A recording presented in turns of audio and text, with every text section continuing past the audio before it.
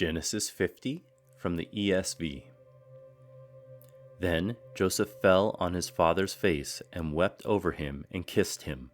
And Joseph commanded his servants, the physicians, to embalm his father. So the physicians embalmed Israel. 40 days were required for it, for that is how many are required for embalming. And the Egyptians wept for him 70 days.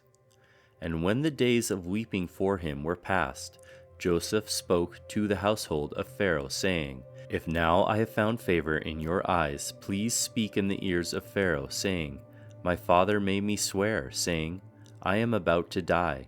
In my tomb that I hewed out for myself in the land of Canaan, there shall you bury me. Now, therefore, let me please go up and bury my father, then I will return.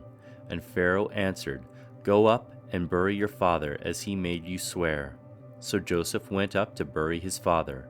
With him went up all the servants of Pharaoh, the elders of his household, and all the elders of the land of Egypt, as well as all the household of Joseph, his brothers, and his father's household. Only their children, their flocks, and their herds were left in the land of Goshen, and there went up with him both chariots and horsemen. It was a very great company. When they came to the threshing floor of Atad, which is beyond the Jordan, they lamented there with a very great and grievous lamentation, and he made a mourning for his father 7 days. When the inhabitants of the land, the Canaanites, saw the mourning on the threshing floor of Atad, they said, This is a grievous mourning by the Egyptians. Therefore the place was named Abel Mizraim. It is beyond the Jordan. Thus his sons did for him as he had commanded them, for his sons carried him to the land of Canaan and buried him in the cave of the field at Machpelah, to the east of Mamre, which Abraham bought with the field from Ephron the Hittite to possess as a burying place.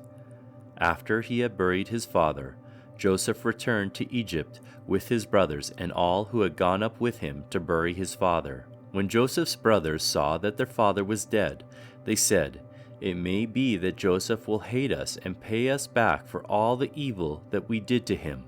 So they sent a message to Joseph, saying, Your father gave this command before he died. Say to Joseph, Please forgive the transgression of your brothers and their sin, because they did evil to you. And now please forgive the transgression of the servants of the God of your father. Joseph wept when they spoke to him. His brothers also came and fell down before him and said, Behold, we are your servants. But Joseph said to them, Do not fear, for am I in the place of God? As for you, you meant evil against me, but God meant it for good, to bring it about that many people should be kept alive as they are today. So do not fear, I will provide for you and your little ones. Thus he comforted them and spoke kindly to them. So Joseph remained in Egypt, he and his father's house. Joseph lived 110 years, and Joseph saw Ephraim's children of the 3rd generation. The children also of Machir, the son of Manasseh, were counted as Joseph's own. And Joseph said to his brothers, I am about to die, but God will visit you and bring you up out of this land to the land that he swore to Abraham, to Isaac, and to Jacob.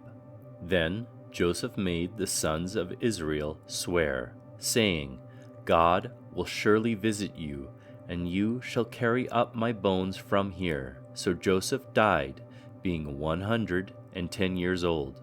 They embalmed him, and he was put in a coffin in Egypt.